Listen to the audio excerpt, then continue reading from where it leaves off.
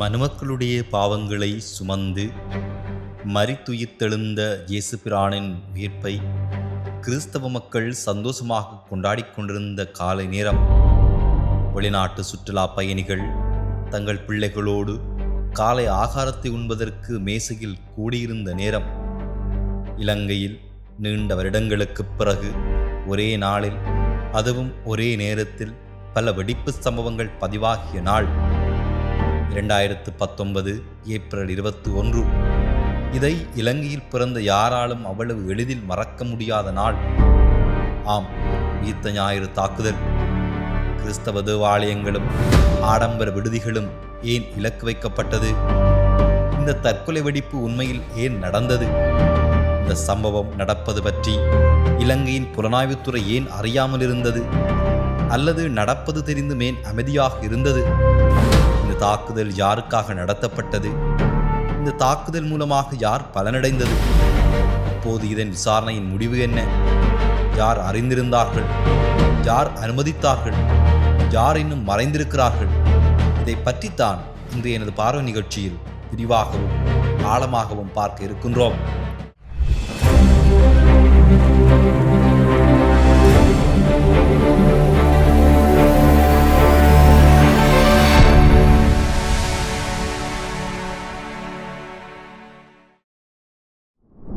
இது இயேசு கிறிஸ்து உயிர்த்தெழுந்த நாளன்று கிறிஸ்தவர்களால் கொண்டாடப்படுகின்ற நாள்.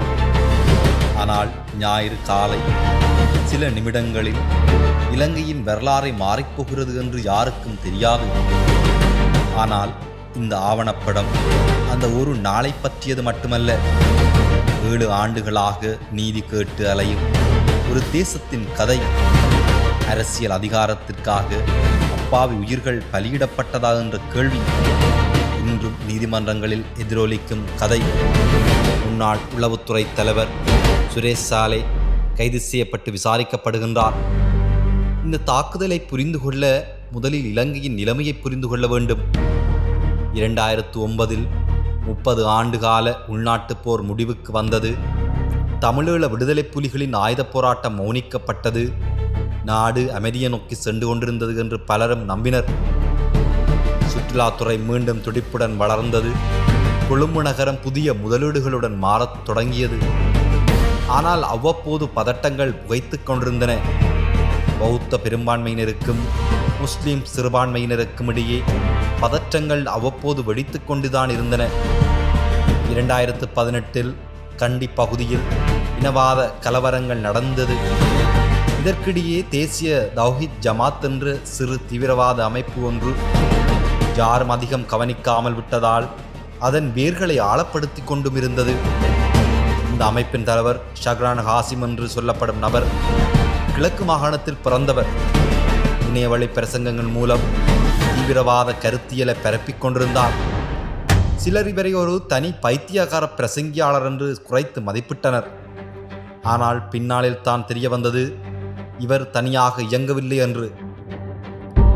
இந்திய உளவுத்துறை தாக்குதலுக்கு சில மாதங்களுக்கு முன்பே தேவாலயங்களை குறிவைத்து சாத்தியமான தாக்குதல் நடக்க இருப்பதாக இலங்கை அரசுக்கு எச்சரிக்கை அனுப்பியிருந்தது. அந்த எச்சரிக்கை எங்கே தொலைந்தது? யார் அதை புறக்கணித்தார்? இந்த கேள்விகளுக்கான பதில் இன்றும் தேடப்பட்டு கொண்டுதான் இருக்கின்றது.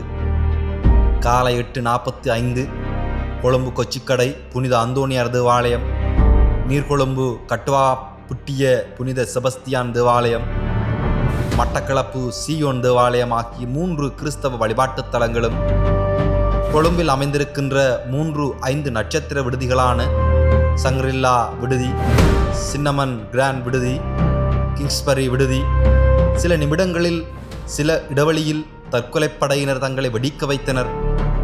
கொழும்பு கொச்சிக்கடை புனித அந்தோணியார் தேவாலயத்தில் 90க்கும் மேற்பட்ட உயிர்களும், நீர்கொழும்பு கட்டுவாப்புட்டிய புனித செபஸ்தியான் தேவாலயத்தில் தோராயமாக 115 உயிர்களும், மட்டக்களப்பு சியோன் தேவாலயத்தில் 30க்கும் மேற்பட்ட உயிர்களும், மேலே சொல்லப்பட்ட விடுதிகளில் 40க்கும் மேற்பட்ட உயிர்களும் பரிதாபமாக கொல்லப்பட்டார்கள்.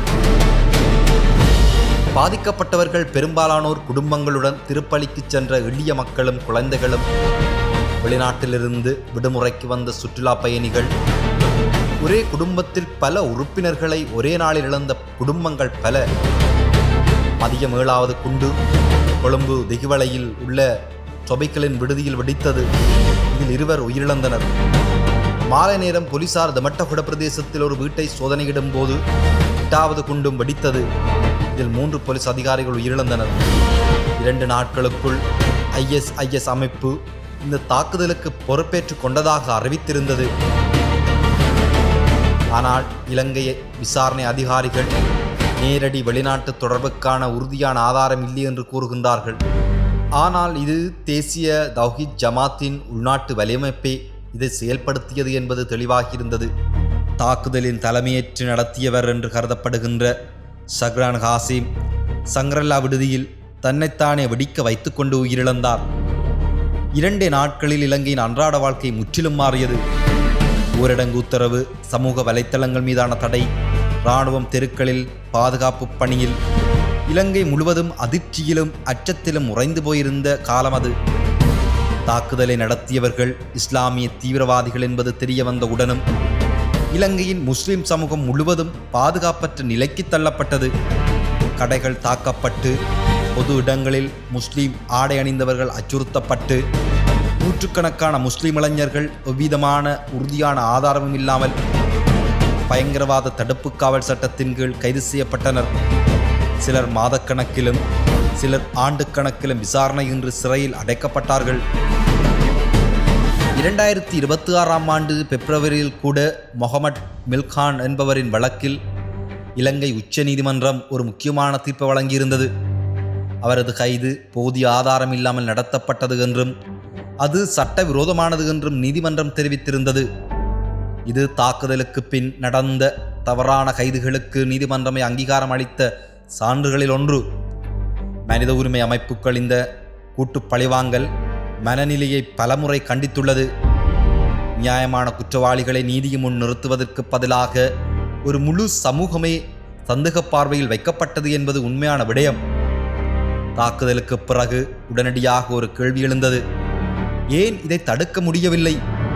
இந்திய உளவுத்துறையிடமிருந்து குறிப்பிட்ட எச்சரிக்கை வந்திருந்த போதிலும் அது சரியான நேரத்தில் சரியான அதிகாரிகளுக்கு சென்று செயல்படவில்லை என்பது விசாரணையில் வெளிப்படுத்தப்பட்டது. அப்போதைய அதிபர் மைத்ரிபால சிறிசேனவுக்கும் பிரதமர் ரணில் விக்ரமசிங்கவுக்கும் இடையேயான அரசியல் உட்பூசல் பாதுகாப்பு தகவல் பரிமாற்றத்தையே பாதித்திருந்தது என்று பலரும் குற்றம் சாட்டினார்கள். பாதிக்கப்பட்ட குடும்பங்கள் மற்றும் உயிர் தப்பியவர்கள் உச்ச நீதிமன்றத்தில் அடிப்படை உரிமை மனுக்களை தாக்கல் செய்தனர். அரசியல் சூழல் தொடர்ந்து மாறிக்கொண்டே இருந்தது. வழக்கு பல ஆண்டுகள் இழுத்தடிக்கப்பட்டது. ஆனாலும் பாதிக்கப்பட்ட குடும்பங்கள் விடவில்லை. ஒவ்வொரு நீதிமன்ற விசாரணைக்கும் தவறாமல் சென்று வழக்கை மூடிவிடாமல் தொடர்ந்து அழுத்தம் கொடுத்து வந்தனர். இந்த நீண்ட போராட்டத்தின் விளைவாக 2023 ஜனவரியில் இலங்கை உச்ச நீதிமன்றம் ஒரு வரலாற்று முக்கியத்துவம் வாய்ந்த தீர்ப்பை வழங்கியது. முன்னாள் அதிபர் மைத்ரிபால சிறிசேனா உட்பட 5 முக்கிய அதிகாரிகள் கிடைத்த தகவல்களை சரியாக கையாளாததால் இந்த தாக்குதலை தடுக்க தவறியதாக நீதிமன்றம் கண்டறிந்து சிறிசேனா தனிப்பட்ட முறையில் சுமார் 10 கோடி ரூபாய் இழப்பீடு செலுத்த உத்தரவிட்டிருந்தது. அப்போதைய போலீஸ் தலைவர், 2 மூத்த உளவுத்துறை அதிகாரிகள், பாதுகாப்பு அமைச்சின் செயலாளர் ஆகியோர் கூட்டாக மேலும் 21 கோடி ரூபாய் செலுத்த உத்தரவிடப்பட்டனர். இது ஒரு பெரிய வெற்றியாக கருதப்பட்டாலும் பாதிக்கப்பட்ட குடும்பங்களுக்கு இது போதுமானதாக இருக்கவில்லை. ஏனெனில் இது அலட்சியம் என்ற குற்றச்சாட்டுத்தான், சதி அல்ல. உண்மையான திட்டமிட்ட நபர் யார்? அரசு எந்த அளவுக்கு தொடர்புடையது? இந்த கேள்விகளுக்கு பதில் இன்னும் தாம் கிடைக்கவில்லை.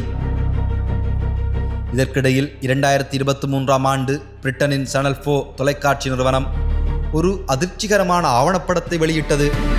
அந்த ஆய்வு அறிக்கையின்படி அப்போதைய இலங்கை இராணுவ உள்துறை அதிகாரியாக இருந்த சுரேஷ் சாலே என்பவர் தாக்குதலுக்கு முன்னரே தாக்குதலாளிகளுடன் தொடர்பில் இருந்திருக்கிறார் என்று குற்றம் சாட்டப்பட்டது.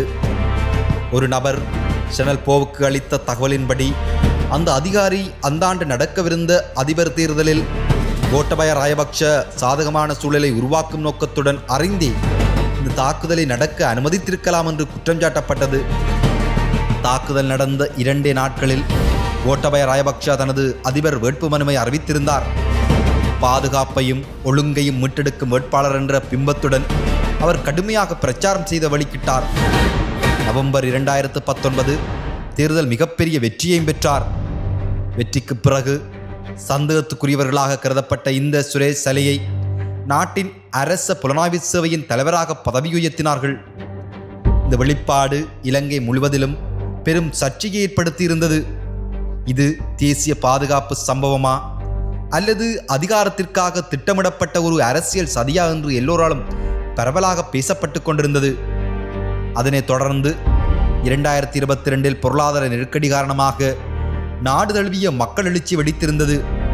மக்கள் ஜனாதிபதி மாளிகையை முற்றுகையிட்டனர்.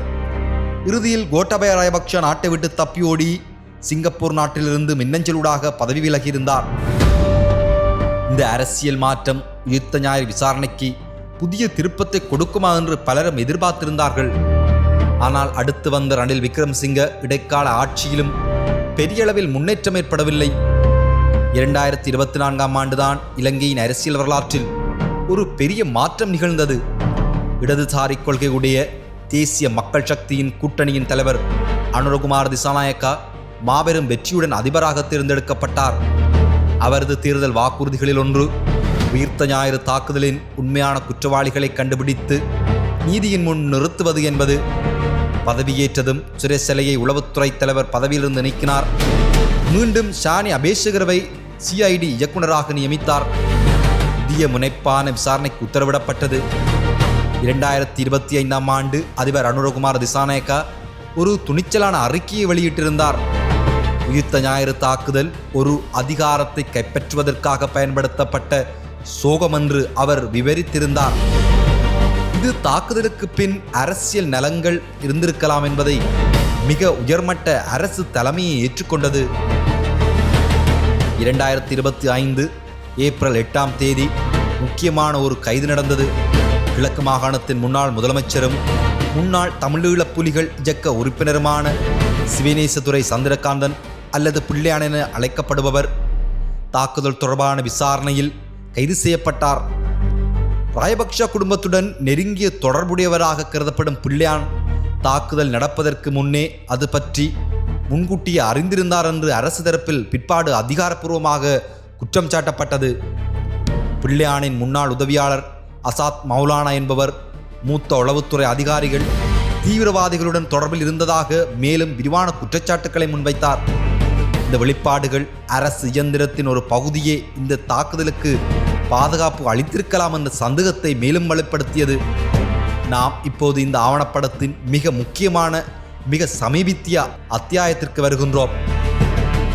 2026 பிப்ரவரி 25 தாக்குதல் நடந்து சுமார் 7 ஆண்டுகள் கழித்து முன்னாள் மேஜர் ஜெனரலும் முன்னாள் அரச புலனாய்வின் தலைவருமான சுரேஷ் சலே கொழும்பு புறநகர் பகுதியில் வைத்து அதிகாலை இலங்கை குற்ற புலனாய்வுத்துறை அதிகாரிகளால் கைது செய்யப்பட்டார்.